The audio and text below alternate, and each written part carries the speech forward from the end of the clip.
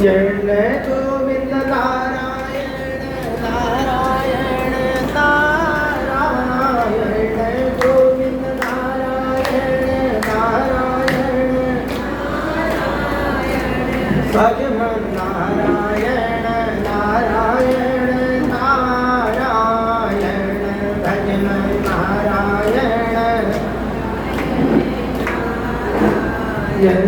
श्रीमन्नारायण नारायण नारायण श्रीमन्नारायण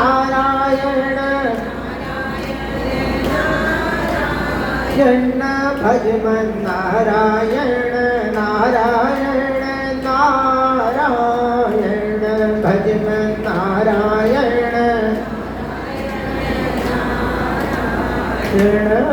जो करते रहोगे भजन धीरे धीरे जो करते मेरे तो मिल जाए राधा रमण धीरे धीरे तो मिल जाए ये जो करते रहोगे भजन धीरे धीरे जो करते रहोगे तो मिल जाए राधा रमण धीरे धीरे तो मिल जाए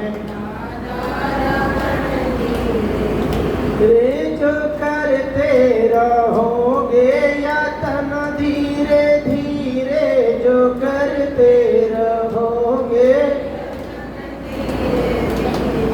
तो मिल जाए राधा रमण धीरे धीरे तो मिल जाए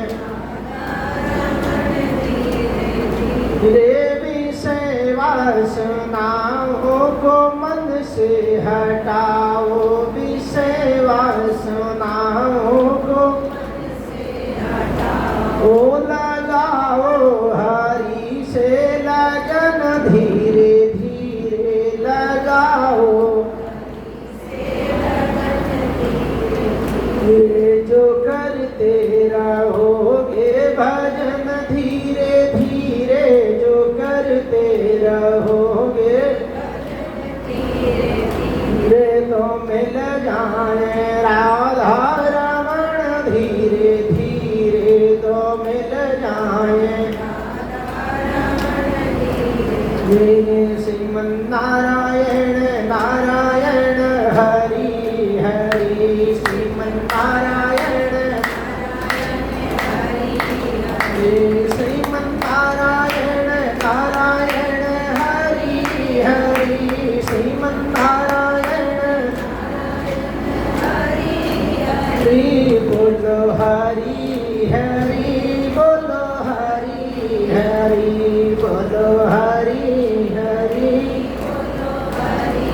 हरि श्रीमन्नारायण नारायण हरि हरि श्रीमन्नारायण हरे कृष्ण हरि हरि कृष्ण हरि हरि कृष्ण हरि हरि राधे हरि हरि राधे हरि हरि राधे हरि श्रीमन्नारायण नारायण हरि हरि श्रीमन्नारायण नारायण बोलिए कृष्ण कन्हैया की जय लक्ष्मी नारायण भगवान की जय पवन सुत हनुमान की जय अनंत अनंत हनुमंतलाल जी महाराज की जय शंकर भगवान की जय सद्गुरुदेव महाराज की जय माता पिता की जय नमः पार्वती पते हर हर महादेव जय जय श्री राधे जय जय श्री राधे अकारण करुणा वरुणालय भगवान पीतम धारी बाल कृष्ण लाल की कृपा से आज पुरुषोत्तम मास में निरंतर कथा आगे बढ़ती हुई भक्त और भगवान की चर्चा, जहाँ पर परमात्मा स्वयं अपने भक्तों की चर्चा सुनने के लिए स्वतः चले आते हैं, क्योंकि भगवान भी तो चाहते हैं कि कोई मेरे भक्तों का बखान करे, भक्तों के बारे में बतलाए। और जैसे भक्त की चर्चा होती है भगवान प्रसन्न हो जाते हैं, आह्लादित हो जाते हैं कि आज मेरे भक्त की चर्चा हो रही है। भले ही भगवान की कृपा है, भगवत कृपा है, लेकिन भक्त की चर्चा होने से भगवान प्रसन्न हो जाते हैं। तो कल जो है विभीषण महाराज की चर्चा हो रही थी। विभीषण महाराज भगवान के अनन्य भक्त हैं और वो विभीषण महाराज ऐसे हैं कि जिन्होंने भगवान को देखा नहीं था। केवल अनंत वरुण हनुमत लाल जी जाकर के कथा सुनाई। विभीषण जी को श्री राम जी के बारे में बतलाया और जैसे ही श्री राम जी के बारे में विभीषण जी ने सुना, उनके मन में करुणा उमड़ पड़ी। वो ऐसे करुणा निधान हैं, ऐसे भगवान हैं, ऐसे परम कृपालु हैं, तो उनसे मिलना चाहिए। जिनकी कथा हमने सुनी, सुन करके हमारे कान तृप्त हो गए, अगर उनके दर्शन हो जाएं तो हमारा जीवन धन्य हो जाए। जिसके बारे में हम सुनते हैं उससे मिलने की उत्कंठा हृदय में जलती है। जैसे कोई कह दे अरे वो बाबा बड़े सिद्ध हैं, बहुत पहुँचे हुए हैं, एक बार कोई भी चला जाए तो उसकी मनोकामना पूर्ण हो जाती है। बस फिर क्या, तुरंत उस बाबा से मिलने के लिए मन जो है उमड़ने लगता है कि किसी भी प्रकार से जाकर उनसे मुलाकात हो जाए। ऐसे ही जब भगवान की चर्चा सुने, भगवान की कथा को सुने, तो विभीषण के मन में आया कि भगवान से मिलन हो जाता तो कितना अच्छा होता। लेकिन भगवान से मिलन कब होता है, या लात से या बात से। लात लगी विभीषण को, घर छोड़ करके निकल पड़े।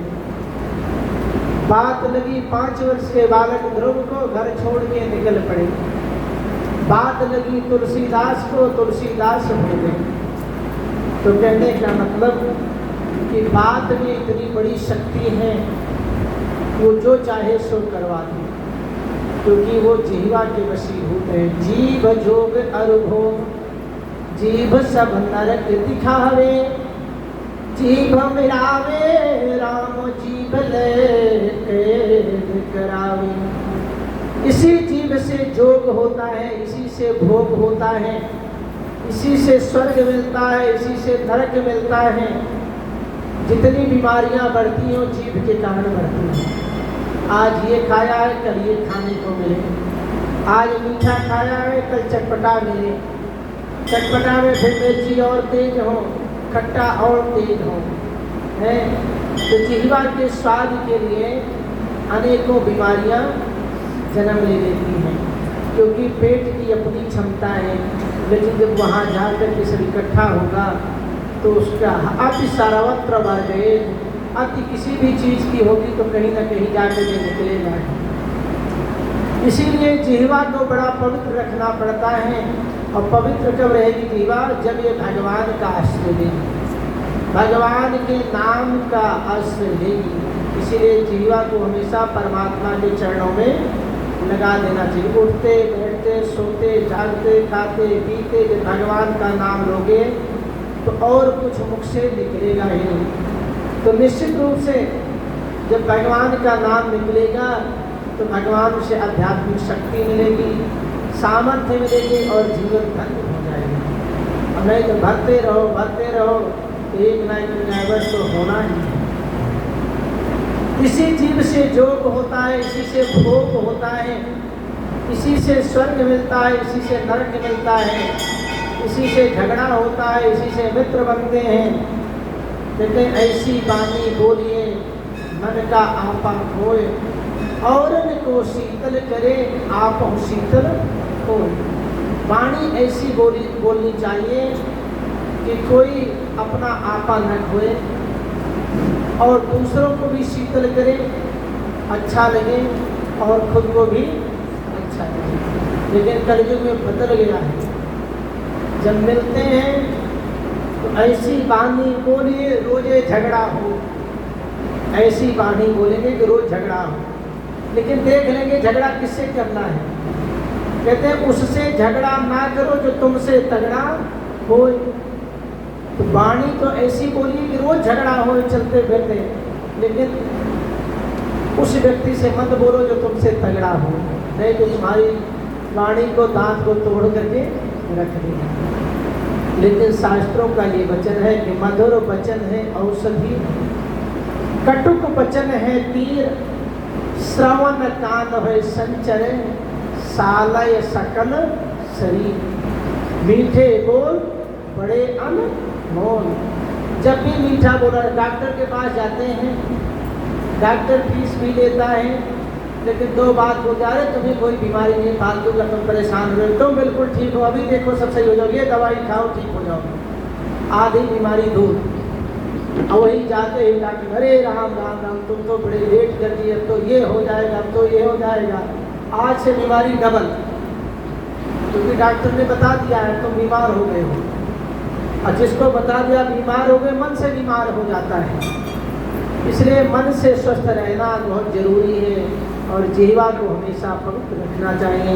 विभीषण जी महाराज न्यौछावर के लिए भगवान का राज्याभिषेक हुआ तो मोतियों की माला लेकर के आई है, साथ में अहंकार है, ऐसी दिव्य माला आज तक किसी ने नहीं दी होगी। मैं राजा हूँ, राजा के हिसाब से दूंगा, दे दिया।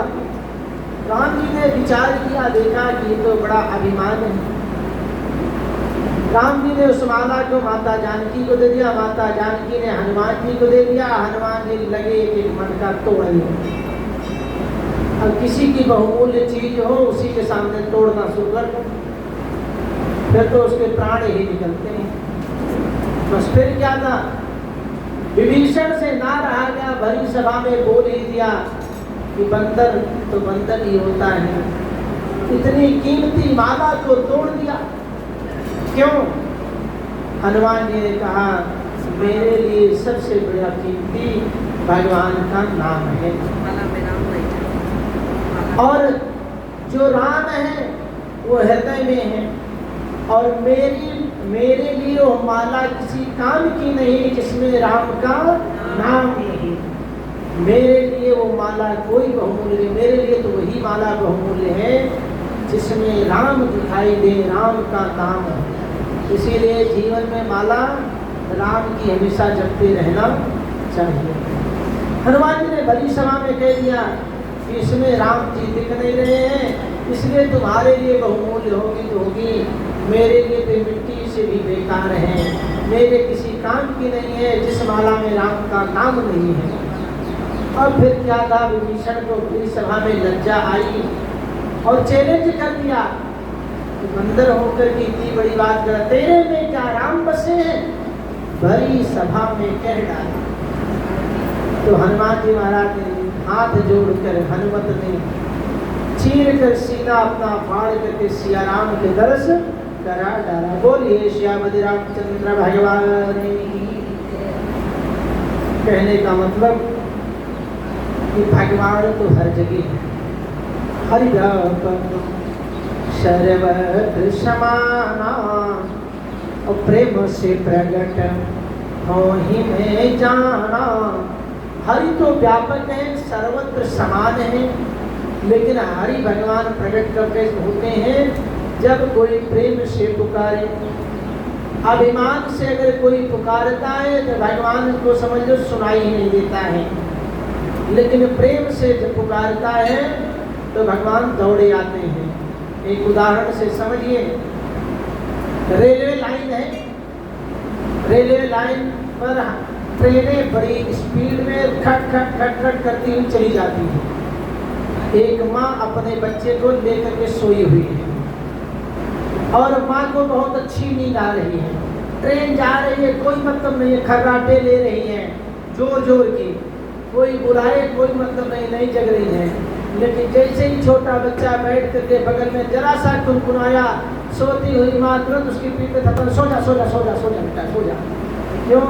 क्योंकि उस बच्चे की आवाज़ माँ तक पहुँच गई, माँ जग गई और उसको सुला दिया। और उसकी नींद को न ट्रेन खराब कर पा रही है, न कोई आवाज़ खराब कर पा रही है, लेकिन जैसे ही बच्चा थोड़ा कुनकुनाया, थपथपा दी, सो जा सो जा सो जा। ऐसे ही भगवान है, अगर कोई प्रेम से पुकारता है, अपने उनके शरणागत हैं, तो जरा सा भी उसकी हलचल भगवान को पता चल जाती है और भगवान दौड़ पड़ते हैं।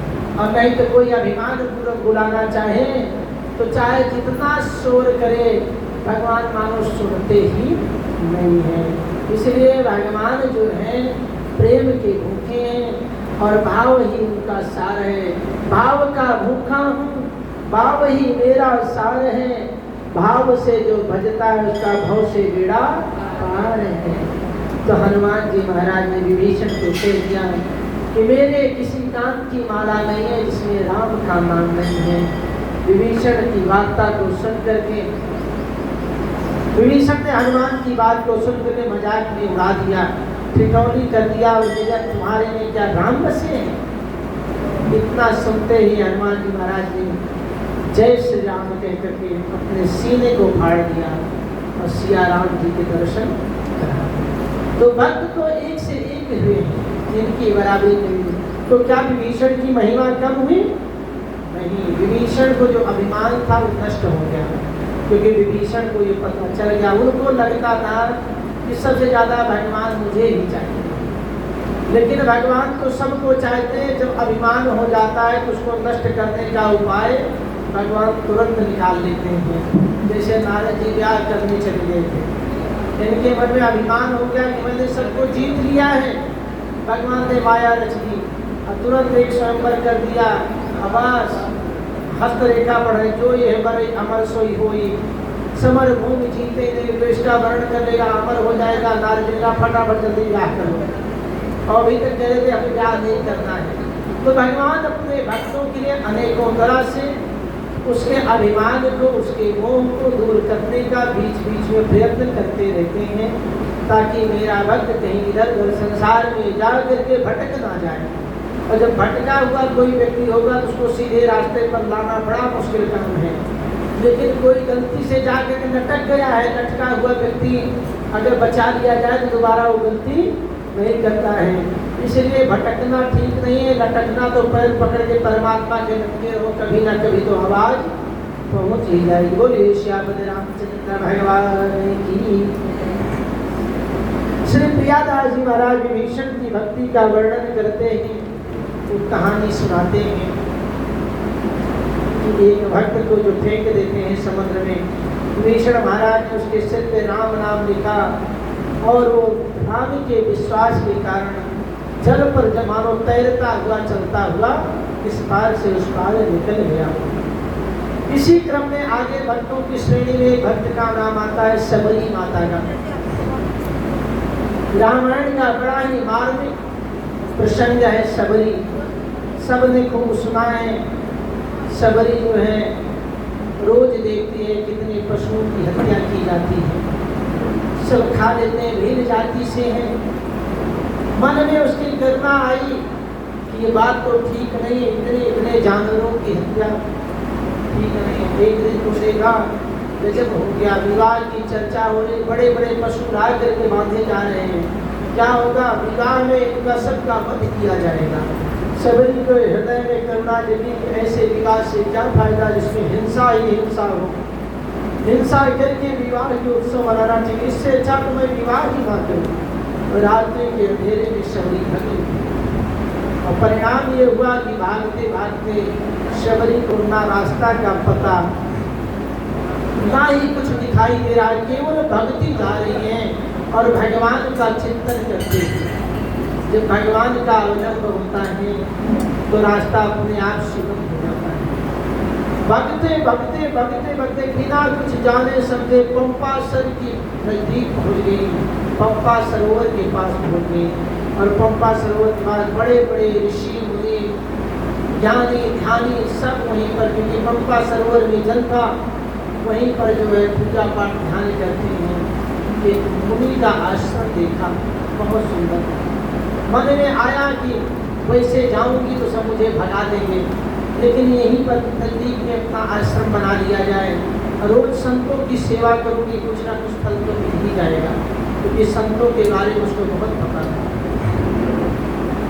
संतों की रोज रास्ते को गुहार देती, जब पंपा सरकी हो जितने जाने वाले मार्ग थे सबको साफ कर देती, कोई कंकड़ ना चुभ जाए, कोई कांटा ना चुभ जाए। महात्मा लोग इधर से जाते हैं सुबह स्नान करने के लिए, ध्यान करने के लिए, पूजन करने के लिए, और बस फिर क्या था, ऋषि मुनि महात्मा रोज यही सोचे कि आखिर इस तरह से सफाई कौन करता है। एक दिन पहरा लगा दिया कि देखो कौन सफाई करता है। जब पहरा लगाया तो शबरी पकड़ी गई, और जब लेकर के आए तो वो कब रही थी कि अब तो मुझे दंड मिलेगा, संत महात्मा लोग अब मुझे दंड देंगे। मतंग मुनि ने ध्यान से देखा, वो कांप तो रही है लेकिन राम राम राम राम बोल रही है, उसके मुख से भगवान का नाम निकल रहा है, और वो बड़े प्रेम के साथ उसके भाव को जो पढ़ा तो यही था कि अंदर से भयभीत है लेकिन भाव भगवान के प्रति इसका निश्चय है। तो मतंग मुनि ने पूछा तो सारे जितने और थे वो कहने लगे रास्ता अपवित्र कर दिया, जल अपवित्र कर दिया, सब खराब हो गया, इसको तो दंड मिलना चाहिए। मतंग मुनि ने कहा इसको कोई दंड नहीं देगा, इसको छोड़ दो, ये यहाँ कुटिया में रहेगी।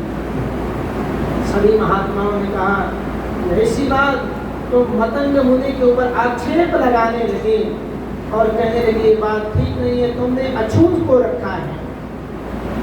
और जब मतंग मुनि ने कहा कि यहाँ पर रहेगी, जब जल लाने के लिए गई तो मुनियों ने उसको डांट करके भगा दिया, जाओ आज के बाद आई तो ठीक नहीं होगा। और वो रोते हुए आके किनारे बैठ गई, जाना चाहती यहाँ से।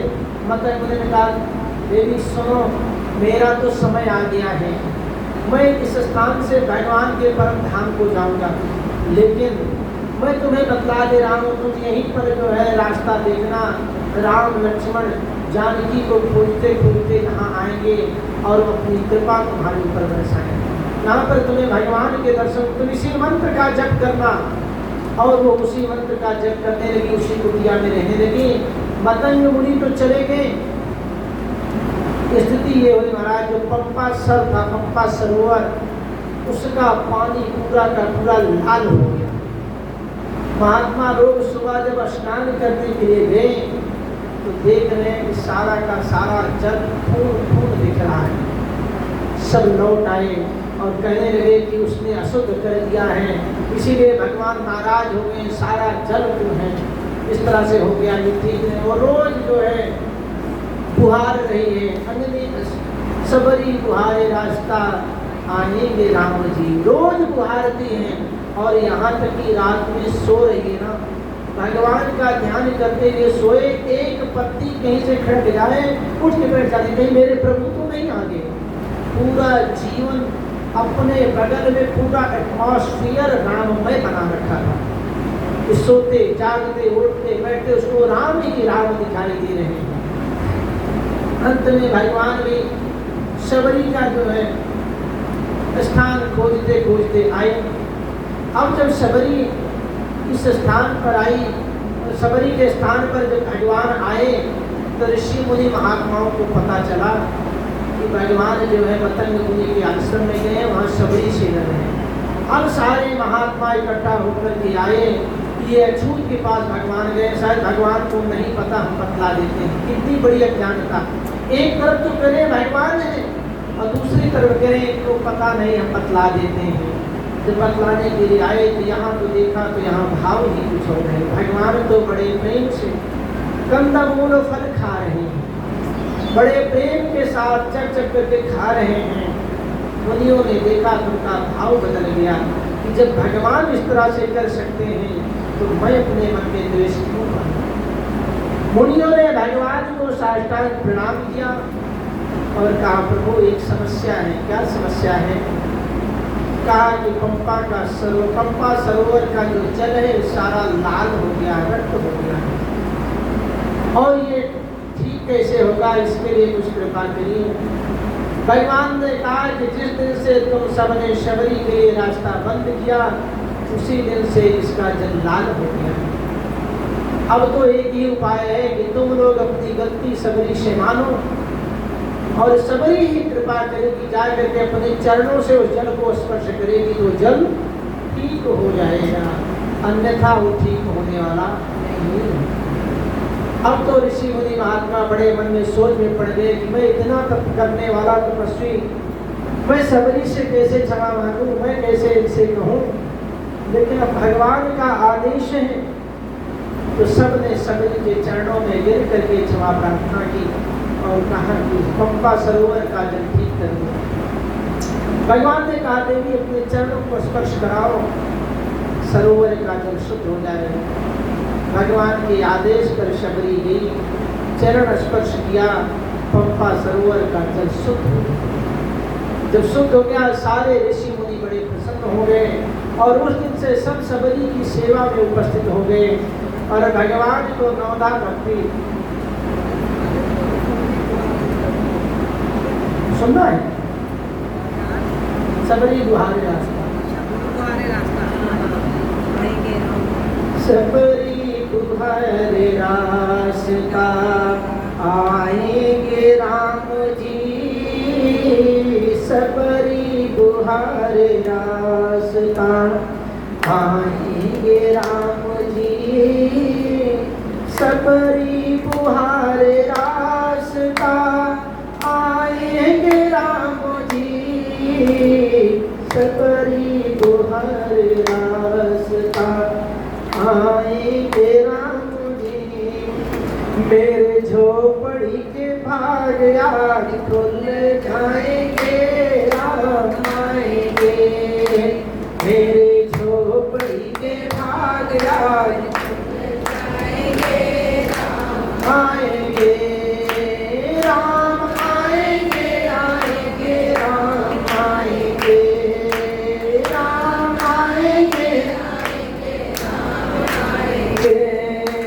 मेरी झोपड़ी के भाग आज खुल जाएंगे राम आएंगे, मेरे झोपड़ी के भाग आज खुल जाएंगे राम आएंगे, राम आएंगे तो अंगना बुहारूंगी, राम आएंगे तो अंगना सजाऊंगी, राम आएंगे तो अंगना सजाऊंगी, राम आएंगे तो अंगना सजाऊंगी, मीठे बजाना के दिवाली मैं मनाऊंगी, बजाना के दिवाली मैं मनाऊंगी, सारे जन्मों के बाद आज खुल जाएंगे राम आएंगे,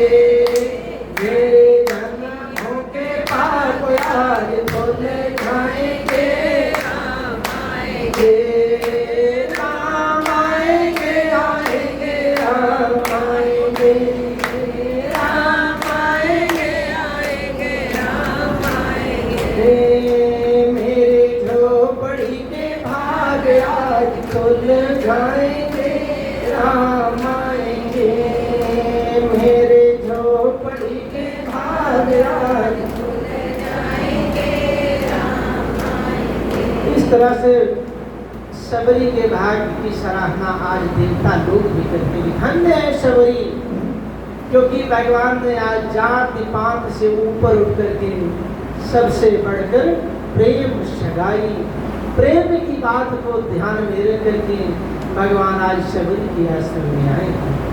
भगवान ने दिखला दिया कि शोषितों वंचितों को जिनको कोई अधिकार नहीं मिला, भगवान ने उनको गले लगाए। क्योंकि भगवान ये कहते हैं कि जो भक्ति का नाता है वो इनसे सबसे परे है। भक्ति के नाते में जात पात ऊंच नीच भेदभाव जैसे कुछ नहीं आता, लेकिन भक्ति में ठग भक्ति नहीं होनी चाहिए, दिखावे की भक्ति नहीं होनी चाहिए। भक्ति तो अंदर की बात है, जिस प्रकार से अंदर से भक्ति रहेगी वैसे ही उसका भाव बनता है।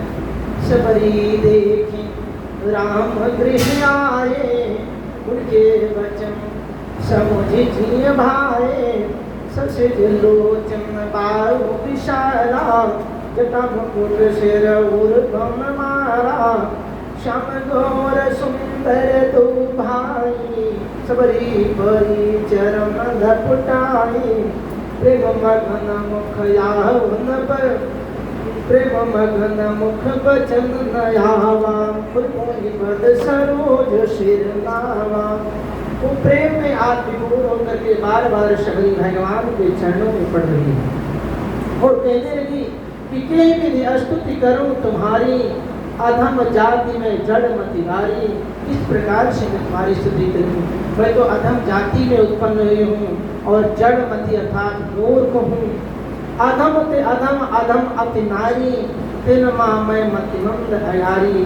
मैं तो अधम से अधम, नीच से नीच कुल में हूँ, इसलिए मैं कैसे आपकी भक्ति करूँ? तो कह रघुपति सोने भामिनी बारता। जब उसने अपने आप को इतना धिक्कार दिया कि मुझसे ज़्यादा नीच इस संसार में कोई नहीं है, मैं आपकी भक्ति किस प्रकार से करूँ?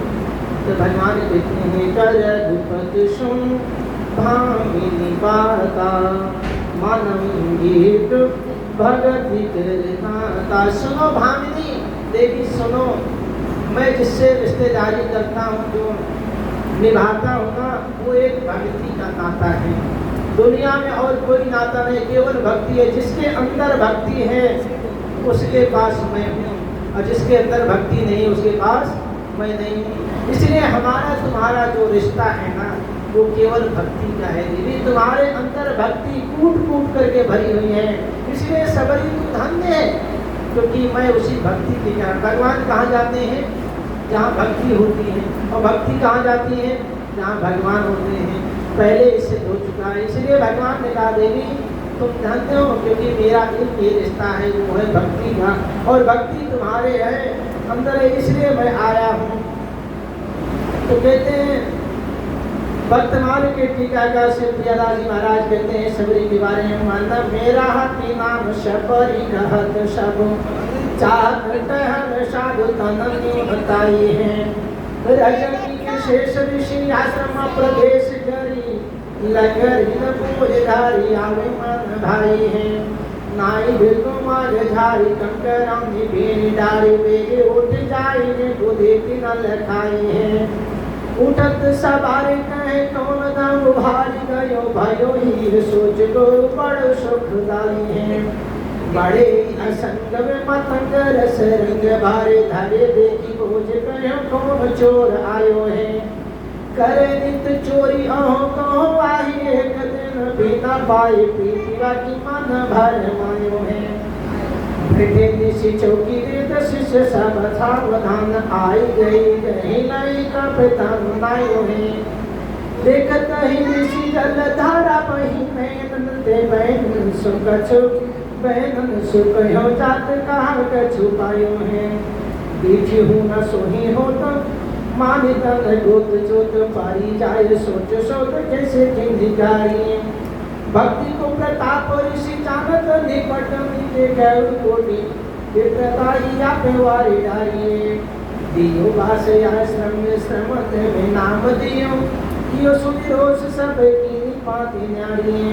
सबारी सुखयो तुम राम दर्शन करो, मैं तो पर लोक जात आज्ञा प्रभु पारिये। अगुरु को वियोग हिये दारुण सुख दियो, जियो नहीं जात तो राम आशा लागी है। नाई में की पाटन से जाते ही बुहार, सब भाइयों भारत ऋषि देखी रथा पानी है। छियो भयो ने तुम की जतयनी प्रभाती, करी के विवेक नाई है भागी है। जल शोर धेर भयो नाना कृमि भरी गयो, नयो पायो सोच तो जाने ना भागी है। इसके बारे में सबरी के बारे में बताया है, शायद ये समझ में नहीं आ रहा होगा, या रहा है कम समझ में आ रहा है, इतना सब कुछ समझ में आएगा। लेकिन उन्होंने अपने भाव में लिखा है कि वो सबरी डर करके कांपने लगी जब पकड़ी गई कि मुझे दंड मिलेगा।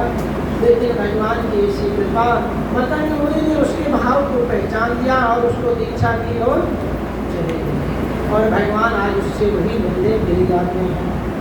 तो सबरी मन में निवास कर रही है, लेकिन जब भगवान के दर्शन करती है तब तो आज अपना जीवन को धन्य मानती है कि गुरु जी के कहने पर वो गुरु जी ने जो स्वरूप बताया है वो एक एक स्वरूप निकालने लगी, मिलाने लगी।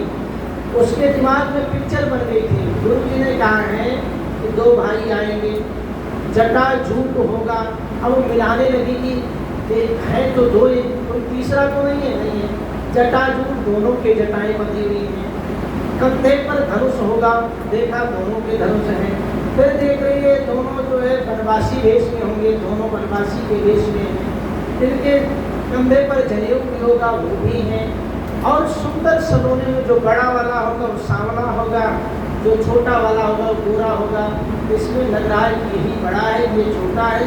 गुरु जी ने जितनी पहचान बतलाई सारे पहचान मिला करके अंत में वो चरणों में गिर पड़ती है। गुरु जी ने जिनको कहा था वही ये दोनों आदमी।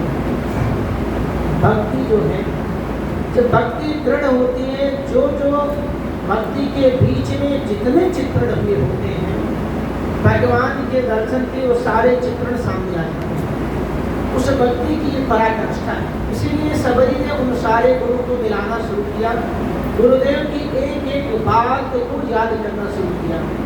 अर्थात जिसने भी जीवन में गुरु की एक एक बात को अक्षर सा पालन कर लिया, उसको जीवन में और कहीं भटकने की जरूरत नहीं पड़ती, क्योंकि गुरु की कृपा से ही भगवान के दर्शन हो जाते हैं। और जब भगवान के दर्शन हो गए तो फिर जीवन में कुछ और रह नहीं जाए। इस तरह से सबरी का उद्धार करके भगवान और आगे बढ़े। अब जब यहाँ बढ़ते हैं तो इनके भक्तों की श्रेणी में एक नाम आता है जटायु जी का। जटायु जी भगवान के अनन्य भक्त हैं। प्रजापति कश्यप की दो पत्नी थी, जिसमें विनता नाम से दो पुत्र हुए। विनता कौन है? गरुड़ की माँ है। तो विनता के दो पुत्र हुए, दो अंडे हुए बतलाया था। एक अंडा तो पहले फोड़ दिया था, जिसमें पूरा बिना विकसित हुए अरुण नाम के देव प्रकट हुए थे, जो भगवान सूर्य नारायण का रथ हाँकने वाले थे। दूसरे गरुड़ जी हुए। अब दूसरे जो गरुड़ जी हैं, इनमें से तो अरुण जी तो भगवान के सारथी हो गए। तो अरुण जी के दो पुत्र हुए, जो भगवान सूर्य नारायण के सारथी हैं, रथ हाँकने वाले। उनके दो पुत्र हुए, एक का नाम था संपाति और दूसरे का नाम था जटायु। ये दोनों सगे भाई हैं। समझ में आ रही बात? कब समझ में आई? ठीक है। कश्यप जी के पुत्र हुए, जो अरुण हुए, उनसे जो है संपाति और जटायु, और वो सूर्य नारायण भगवान के रथ को हाँकने वाले हुए अरुण, उनके हुए। अब बचपन में संपाति और जटायु की उड़ान भरने में होड़ लग गई। संपाति कहता है भैया मैं तुमसे दूर जाऊंगा, और जटायु कहता है मैं तुमसे दूर जाऊंगा। अब पिता जो है सूर्यदेव का रथ हाँकता है, तो पिता के पास तक पहुंचने की सबकी इच्छा रहती है। अब संपाति और जटायु दोनों उड़ते उड़ते पिता के पास तक पहुंच गए। तो पिता ने मना किया, बेटा इसके ऊपर मत जाना, आगे ठीक नहीं है, क्योंकि सूर्य नारायण के ताप को तुम सहन नहीं कर पाओगे, इसलिए आगे मत जाना। फिर भी दोनों नहीं मानी, उड़ते हुए जाने लगे। तो जटायु तो सूर्य के संताप को ना सहन कर सका और वो परेशान होकर लौट पड़ा। और जब लौटा तो लौटते लौटते इतनी थकान हो गई, तो जा करके वहाँ पर जो है समुद्र के किनारे पंपा सरोवर के पास जाकर गिरता है। और उधर संपाति जो है वो नहीं माना, वो चलता ही चला गया, चलता ही चला गया। अंत में स्थिति ये हुई कि संपाति के पंख जल गए। और जब संपाति के पंख जल गए तो वो आ करके यहाँ पर समुद्र के किनारे गिरा, और जटायु पंचवटी में गिरे थे। अब जब समुद्र के किनारे गिरा तो इनका सारा पंख जल गया है। एक महात्मा ने देखा, उनको दया आ गई। और जब दया आ गई तो उनको जल वगैरह पिलाया, आशीर्वाद दिया और कहा कि तुम्हारा उद्धार तो तभी होगा जब राम जी की खोज में, जानकी जी की खोज में राम जी की वानरी सेना यहाँ आएगी और तुम उनको रास्ता बतला दोगे, तुम्हारा जीवन धन्य हो जाएगा। और जटायु जी गिरे पंचवटी में। और पंचवटी में स्थिति ये हुई कि एक दिन महाराज दशरथ शिकार खेलने के लिए निकले थे। जब पंचवटी में पहुँचे तो वहाँ पर जटायु से मिलन हो जाता है। जटायु में और दशरथ जी में दोनों में मित्रता हो जाती है। और मित्रता भी ऐसी नहीं, बड़ी प्रगाढ़ मित्रता हो गई। जब प्रगाढ़ मित्रता हो गई तो दोनों में वार्तालाप, बात बात में एक बार जटायु ने कहा कि मेरे तो कोई नहीं है। दशरथ जी ने कहा कि मेरे तो एक नहीं चार पुत्र हैं भगवान की कृपा से। तो जटायु थोड़ा मुख मलिन कर लिए कि तुम तो धन्य हो महाराज, तुम्हारे चार उनमें से एक भी मेरा हो गया होता तब भी। तो दशरथ जी हमेशा राम जी की प्रशंसा किया करते हैं कि हमारे राम जी ऐसे हैं, हमारे राम जी ऐसे हैं। तो जटायु ने कहा कि राम जी ऐसे हैं तो भगवान के स्वरूप के हैं, तो अपने आप तो बड़े भाग्यशाली हैं कि आपके चार पुत्र हैं। अगर अंतिम समय आपका आया अंतिम संस्कार करने के लिए तो आपके चार पुत्र हैं, मेरे तो कोई नहीं है। तो उसी समय महाराज दशरथ ने कह दिया कि जटायु तुम चिंता मत करो, मेरा अंतिम संस्कार कोई करे या ना करे, लेकिन तुम मेरे मित्र हो, मैं तुम्हें वचन देता हूँ जिस समय तुम्हारा अंतिम समय आएगा मेरा नाम ही तुम्हारा अंतिम संस्कार करेगा, चिंता मत करो। आई गई बात निकल गई। अब कहाँ पंचवटी कहाँ अयोध्या, लेकिन सब कारण बनता हुआ गया। और वही जब यहाँ तक आए भगवान खोज में जा रहे हैं तो हुआ यही कि अब जब भगवान आगे बढ़े तो जटायु एक पक्षी है। हमारे भारतवर्ष के जीव जंतु पक्षियों में भी वो साहस है, उनको पता है कि रावण जब माता जानकी का हरण करके ले जा रहा है तो उसको पता है कि मैं रावण से जीत नहीं सकता हूँ। लेकिन जटायु शांत नहीं बैठा, उसने रावण को ललकारा और युद्ध करने के लिए तत्पर हुआ। और आज यहाँ कोई बात हो जाए, अगर एक कोई पड़ोसी को मारने के लिए आ जाए तो दूसरा जगह भी हमारे पास थोड़ी है तो बगल में आए, जब हमारे पास आएंगे तो हम देख लेंगे। किसी के पास एक डंडा भी नहीं निकलेगा, और अगर उसने शायद डंडा दूर से दिखा दे फिर घर में घुसो, पता चले हम ही को मार दिया तो। लेकिन यहाँ भारतवर्ष के पक्षी भी ऐसे हैं कि जो बेटियों की रक्षा के लिए अपने प्राण देने के लिए तत्पर हो जाते हैं और तुरंत खड़े हो जाते हैं, जानते हैं मैं जीतूंगा नहीं, फिर भी उस रावण से युद्ध करने के लिए तैयार हुआ, ललकार दिया, वे दुष्ट रावण खड़ा है, अभी मैं बताता हूँ तेरा। और ये कह करके रावण के ऊपर चोंच का प्रहार कर दिया। रावण पहले तो संभला, लेकिन जब अचानक से प्रहार हुआ तो संभल भी नहीं पाया, गिर पड़ा। क्रोध में आकर चंद्रहास खड़े निकाला और जटायु के पंख को काट दिया। जब पंख कट गया तो पंख विहीन हो गया, उड़ने में असमर्थ हो गया, जाकर धरती पर राम राम कहते हुए गिर गया। आज भगवान जब खोज में जा रहे हैं तो सबसे पहले जटायु जी ही होंगे, और जटायु जी मानो भगवान का इंतजार कर रहे हैं कि राम जी आए और मैं उनको संदेशा दूं और मैं यहाँ से दूँ, क्योंकि असह्य वेदना है, बहुत दर्द होता है। भगवान आए तो जटायु को देखा तो घायल पड़े हैं, उठाया, उनको अपनी गोद में लिया, और जब गोद में लिया तो राम राम कर रहे थे। भगवान ने कहा मैं राम स्वयं आ गया हूँ, आप इंद्राज जटायु मेरे पिताजी के परम मित्र हैं, आपकी ये हालात किसने की? तब उन्होंने सारी बात बताई कि रावण जो है इधर से जानकी जी का हरण करके ले जा रहा था, और मैंने बहुत रोकने का प्रयास किया प्रभु, मैं रोक नहीं सका, अंत में उसने मुझे मार दिया। अब मैं चलना चाहता हूँ, इसी संदेशा देने के लिए मैं रुका था। और उसी समय जो है भगवान की ही गोद में जटायु ने अपना प्राण कर लिया। जटायु की जो दिव्य शक्ति निकली, दिव्य आत्मा निकली, भगवान में समाहित हो गई। भगवान राम जी दुखी होकर के रोते हुए उसका अंतिम संस्कार वहीं पर अपने हाथों से किया। महाराज दशरथ का वो वचन पूर्ण हुआ। इस तरह से जटायु भी जो है भगवान की भक्ति करके भगवान के परम धाम को चला गया। तो जब भारतवर्ष के पक्षी भगवान का भजन करके चिंतन करके जा सकते हैं तो मनुष्यों की क्या बात है। वर्तमान के टीकाकार से प्रियदास जी कहते हैं जटायु के बारे में कि जानकी हरण कियो रावण मरण काज सुन सीतामणि खगराज गौर आयो है। बड़ी ये लड़ाई नहीं देह बारी फेरी नहीं राखे प्राण राम मुख देखी वो सुहायो है।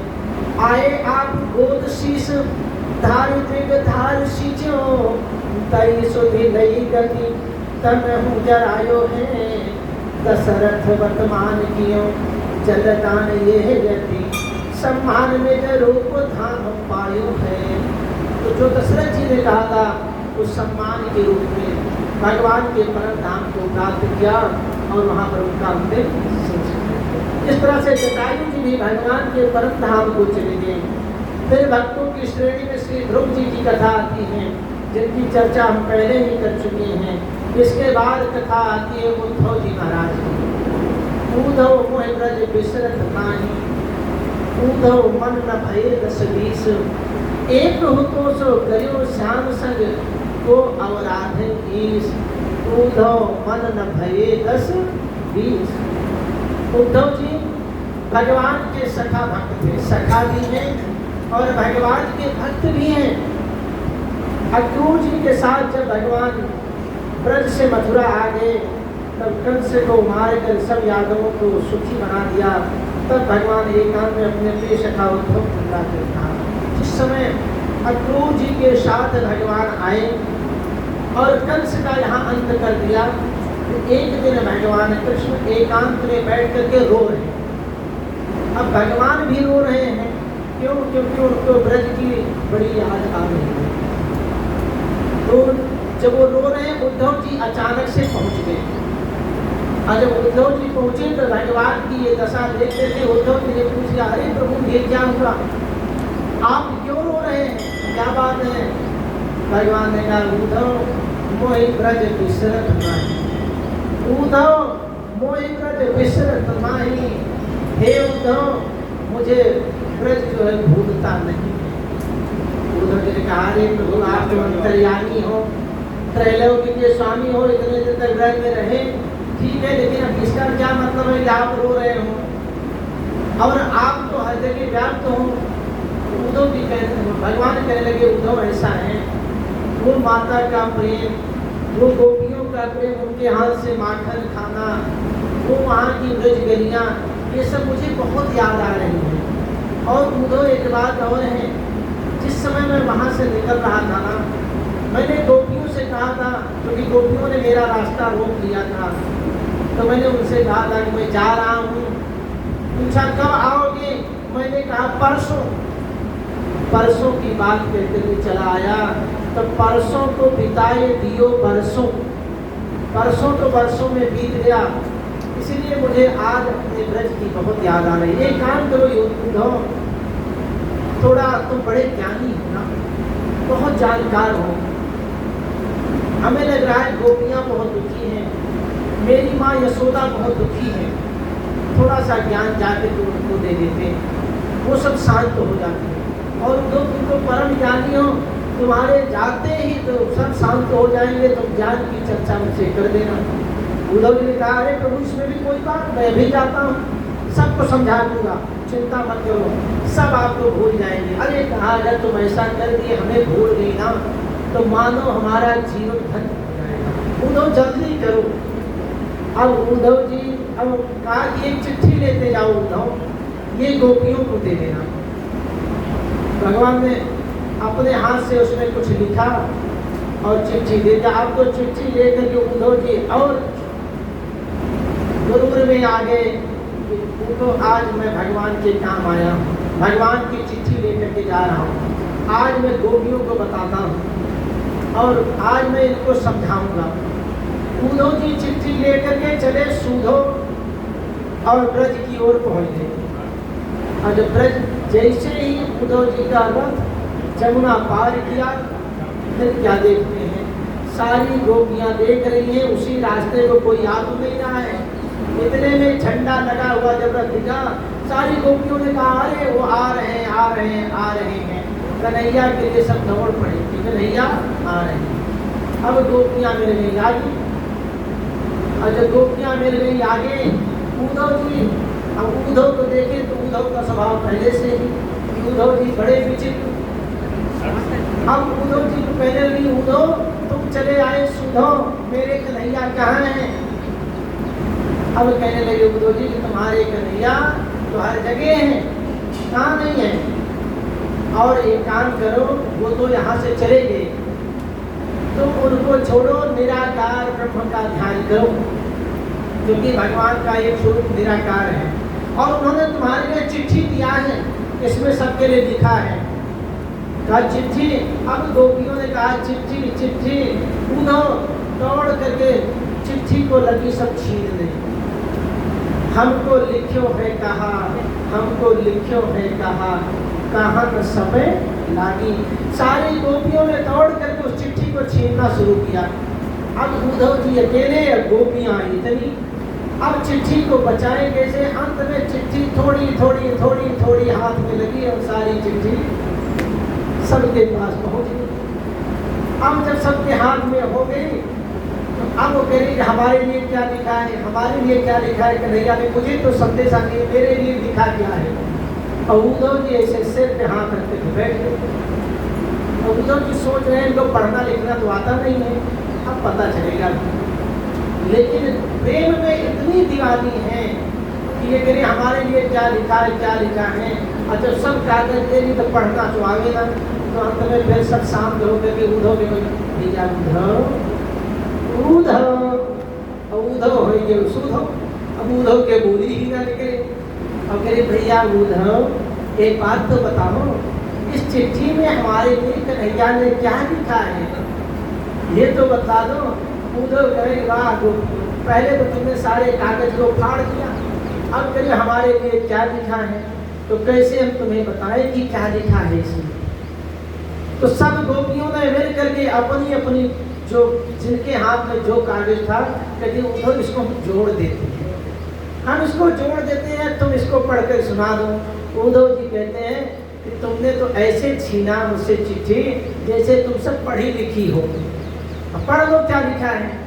सब कहने लगे उद्धव ये तो तुम ही ज्ञानी आदमी हो, तुम ही बता सकते हो, ये तो बताओ मेरे लिए क्या लिखा। अब सारी गोपियों ने मिल करके उस चिट्ठी को जोड़ना शुरू किया। तो जहाँ जिसके लिए कुछ लिखा है वो कहीं और जाके जुड़े, कहीं तो और लिखा है, वो इतनी गोपियाँ वो जुड़े कहाँ। अब उद्धव का यहाँ ज्ञान फेल हो गया, कहते हैं कुछ पढ़ने में नहीं आ रहा है। अरे उद्धव तुम तो बड़े ज्ञानी हो, बड़े पढ़े लिखे हो, इन अक्षरों को मिला मिला के पढ़ लो ना, बता दो मेरे लिए क्या लिखा है कि नहीं जाने। वही हाल हुई।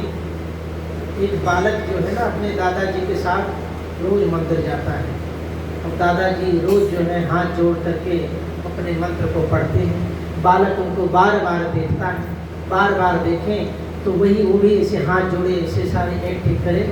बालक धीरे धीरे स्कूल जाने लगा। स्कूल जब जाने लगा तो वहाँ का पढ़ाया जाने लगा। अब जब वो सुने और यहाँ आ करके दादाजी के मंत्र को सुने तो उसको लगे कि वो का भी बोल रहे हैं, खा भी बोल रहे हैं, गा भी बोल रहे हैं, जो है इन्हीं अक्षरों से तो मिला के सारे मंत्र बोल रहे हैं। तो बालक जब आया काफ़ी दिन के बाद, अब गया दादाजी के साथ, वहाँ पर बैठ गए। तो आज तो दादाजी अपने मंत्र को पढ़ रहे हैं और बालक जो अपना काका सुनाया जा रहा है। तो अंत में जैसे पूजा समाप्त हुई, दादाजी खड़े हुए, बेटा क्या पढ़ रहे हो? मैं भगवान का मंत्र पढ़ रहा हूँ जो आप पढ़ते हो। बालक बच्चे भगवान का मंत्र कैसे पढ़ रहे हो? अरे दादाजी जो आप बोलते हो ना, ये जो मैं पढ़ रहा हूँ इसी में से तो तुम बोलते हो, ऐसे इसी में से तो आवाज़ निकलती है। तो मैं भगवान से कह रहा था कि मुझे मंत्र तो बोलना आता नहीं है, इसलिए भगवान मैं सारे अक्षरों को सुना दे रहा हूँ, मंत्र पदे आप बना लेना। बोले भक्त भगवान की। इसी तरह से उद्धव अपनी पर्ची जब सब इकट्ठा की गोपियाँ तो कहने लगी मुझे पढ़ना लिखना तो आता नहीं। उद्धव तुम जोड़ जाड़ के बता दो ना क्या लिखा है। उद्धव ने कहा अब इसमें कुछ भी समझ में नहीं आएगा, क्योंकि सारे तुम लोगों ने इस तरह से इसको फाड़ा है, इसमें एक एक अक्षर एक एक मात्रा किसके हाथ में गई है कुछ पता नहीं है। अब सारी गोपियाँ निराश होकर के बैठ जाती हैं। जब निराश होकर के बैठे तो उद्धव जी अपना ज्ञान शुरू किए। एक काम करो देखियो, वो तो चले गए यहाँ से, अब तुम निराकार ब्रह्म का भजन करो। तो गोपियों ने कहा उद्धव बात तो तुम्हारी ठीक है, ये निराकार जो तुम्हारा ब्रह्म है जिसको तुम बता रहे हो, ये कौन से देश का वासी है, कहाँ का रहने वाला है और ये कैसे दिखता है। अब मान लो कोई जानकार पूछे तो उसको तो तुम समझा लोगे, और जो कभी स्कूल गया ही नहीं, ये पढ़ा ही नहीं, उसको कैसे समझाओगे। गोपियों ने कहा ये तो बताओ उद्धव, जिस तुम निराकार की बात कर रहे हो वो कौन से देश का वासी है और दिखता कैसे है, मेरे कन्हैया जैसे दिखता है या वह और किसी तरह से दिखता है। उद्धव जी का ज्ञान थे, अब मैं कैसे कहूँ तुम्हारे कन्हैया जैसे दिखता है या कैसे दिखता है। तो उद्धव जी ने कहा मान जान लो कि तुम्हारी कन्हैया जैसे ही दिखता है। तो गोपियों ने कहा कि मेरे कन्हैया जैसे दिखता है तो फिर मैं दूसरे को क्यों भजूं, फिर मैं अपने कन्हैया को क्यों ना भजूं, अगर वो किसी और तरह से दिखता हो तो बतलाओ। तो उद्धव जी ने कहा अच्छा वो कन्हैया से अलग दिखता है, दूसरे तरह से दिखता है। तो गोपियों ने कहा कैसे दिखता है ये तो बताओ। सुंदर है, काला है, गोरा है, लाल है, पीला है, ये वो ऐसे नहीं, तो वो निराकार है, उसका कोई आकार ही नहीं है। तो गोपियों ने कहा एक बात बताओ उद्धव, जो निराकार है उसको तुम बतलाने आए हो कि तुम उसको भजो, और जो साकार वहाँ जा करके बैठा है, जो मेरे हृदय में बैठा है, उसको लाने में तुम्हें बड़ी दिक्कत है कि उसको ला दिए होते थे तुम्हारे इतने ज्ञान की चर्चा की जरूरत ही नहीं है। कभी कहते हो उसको भजो, कभी कहते हो उसको भजो, ये तुम्हारी बात हमारी समझ में नहीं आई। अच्छा एक बात बताओ उद्धव, तुम तो बड़े ज्ञानी हो, मान लो तुम निराकार की बात कह रहे हो जिसका कोई आकार नहीं है, थोड़ी थोड़ी बात हमारे भी समझ में आ रही है कि अगर ये साकार वाले नहीं आते तो निराकार को मैं कैसे भजूं। तो मान लो मैं अपने दरवाजे को बंद करके और मंदिर में बैठ करके तुम्हारे उस निराकार को भज रहे हैं। अब तुम्हारे निराकार को भजते भजते मेरा कन्हैया वहाँ से आ गया और दरवाजे पर आ करके मेरी जंजीर को खटखटाया दरवाजा खोलने के लिए। अब मैं तुम्हारे निराकार को जो भजती रहूंगी तो वो तो वहाँ से चला जाएगा, कहेगा कि तुम ये तो दूसरे को भज रही, मैं तो वो तो चले गए। ये बताओ उद्धव, मैं कैसे उसका भजन करूं और कैसे जानूं। इसलिए ये बात तुम्हारी हमारी समझ में नहीं आई कि कौन सा निराकार, हमारे तो वही कन्हैया चाहिए। उद्धव जी को समझ में आ गया ये गोपियां प्रेम के वशीभूत हैं, इनको और कुछ नहीं सकते, केवल एक ही स्वरूप इनके हृदय में बैठा है, उसी स्वरूप का ये भजन कर सकें, दूसरा ज्ञान वाली बात इनके मन में नहीं आए। फिर पूछते हैं अच्छा देखियो ठीक है, ये तो बताओ यशोदा मैया से मिलना है, यशोदा मैया का घर कहाँ है, किधर को जाऊं। तो गोपियों ने कहा ये जो जल की धार देख रहे हो ना, इसी जल की धारा को पकड़ लो और इसी को पकड़े पकड़े चले जाओ, जहाँ पर ये समाप्त हो जाए वहीं पर समझ लेना यशोदा मैया का घर है। अब उद्धव का ज्ञान तो सुन, इतनी जलधारा इतनी रो रही है, का भगवान जब से गए हैं यहाँ ब्रजांगनाओं का और माता का यही हाल है, उनकी अश्रु की धारा रुकी ही नहीं है, अनवरत बहती जा रही है, अनवरत बहती जा रही है। इतना अश्रुधारा देख करके उद्धव का सारा ज्ञान शून्य हो गया और उन गोपियों के चरणों में साष्टांग लेट करके प्रणाम किया। कहा गोपियां तुम धन्य हो, धन्य हो, धन्य हो, मैं तो कृष्ण का सखा हो करके उनसे ऐसा प्रेम न कर सका, लेकिन तुम तो धन्य हो कि तुम जो है उनको अच्छे से समझ ली। मैं तुम्हारे चरणों की वंदना करता हूँ। वंदे नंदव्रजस्त्रीणां पादरेणुमभीक्षणसः यासां हरिकथोद्गीतं पुनाति पुनर्द्वयम्। उद्धव जी कहते हैं मैं इन ब्रजांगनाओं की चरण धूलि की भक्ति भाव से वंदना करता हूँ, जिनके द्वारा गाई हुई हरिकथा तीनों गुणों को पावन करने वाली है। ब्रज में जाकर के उद्धव जी ऐसे प्रभावित हुए कि वे सब ज्ञान गाथा भूल गए। भगवान के द्वार का पधारने पर ये भी उनके साथ थे।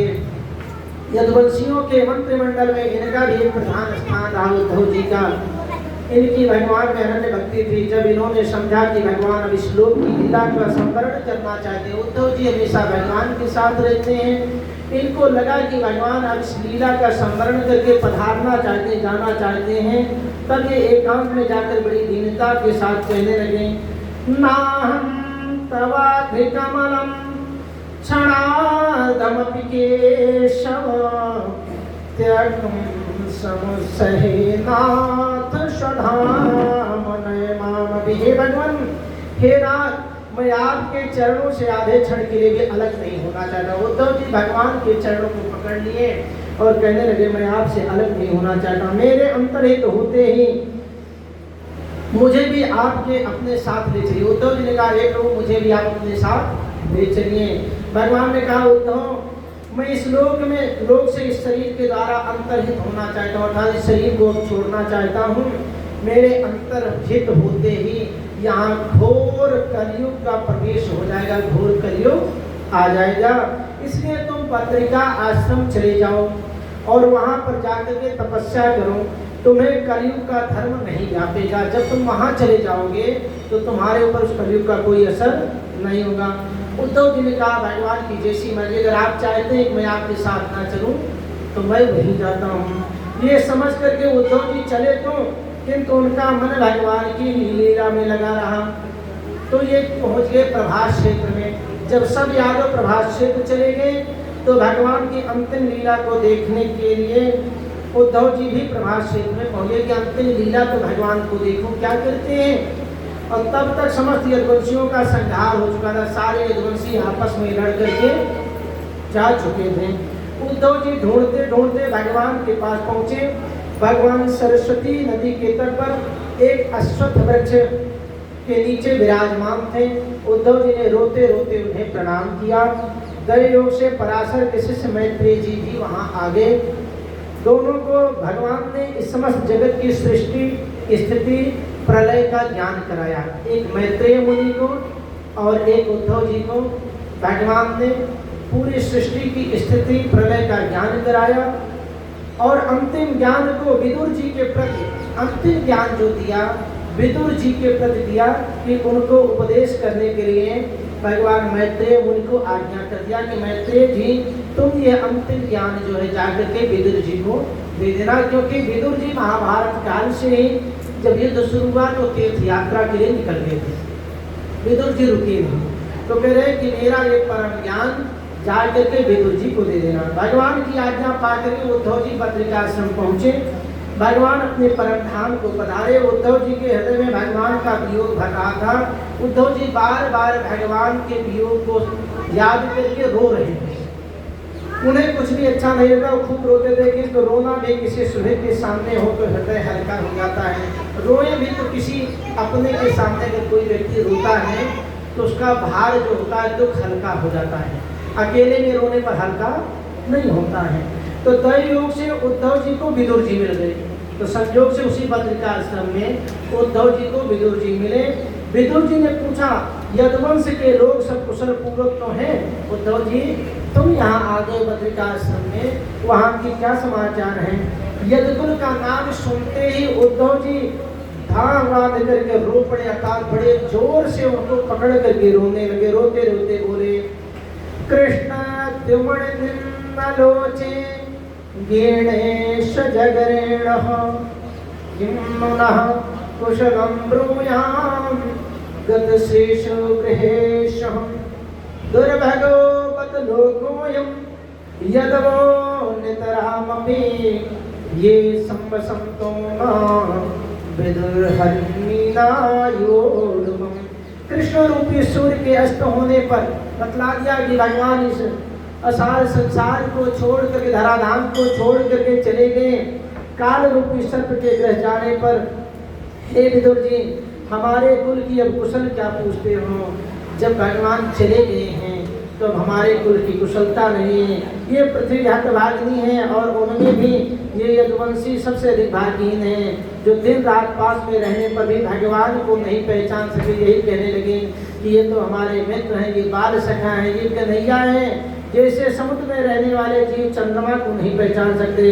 इसके बाद उद्धव जी ने यदुवंश की इच्छा की सब बातें सुनाई। उद्धव जी परम भागवत थे, ये भगवान के अभिन्न विग्रह थे। इनके संबंध में भगवान ने स्पष्ट कहा है, अस्मान् लोकादुपरते मयि ज्ञानं मदाश्रयम् अरहत्तौ एवाद्धा सम्पत्त्यात्मवतां वरः उद्धर्वोऽपि मन्नो यद्गुणैर्नादितः प्रभो अतो मद्वयुनं लोकं ग्राह्यं निहतृष्टतु।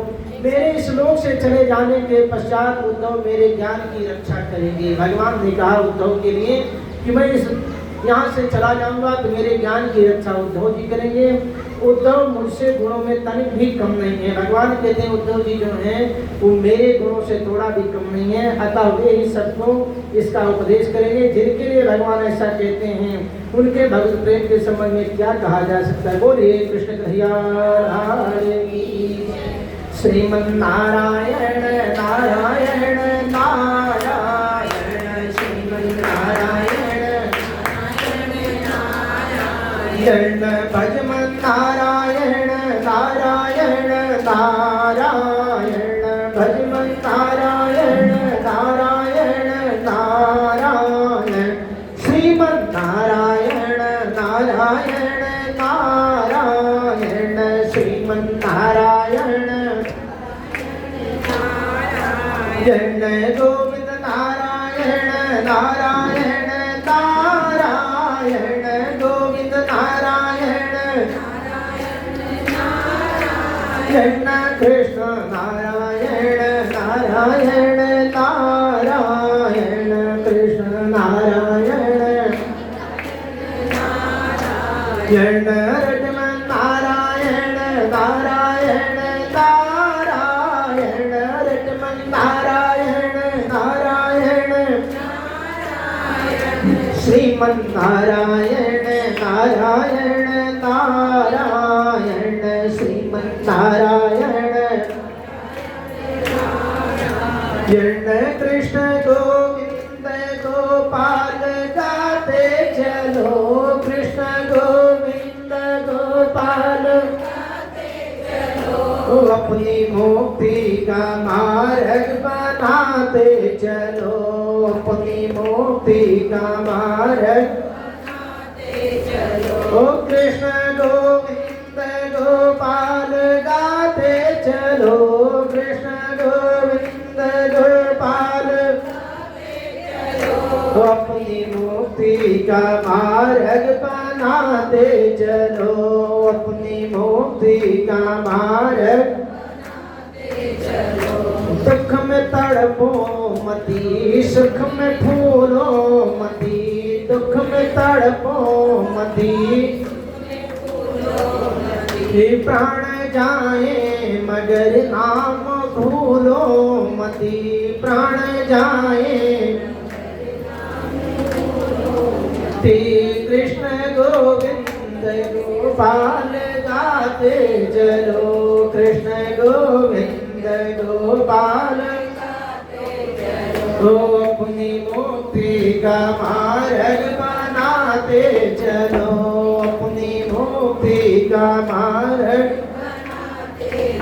बोले कृष्ण कन्हैया लाल की जय लक्ष्मण भगवान की जय श्याम रामचंद्र महाराज की जय शंकर भगवान की जय नमः पार्वती पते हर हर महादेव जय जय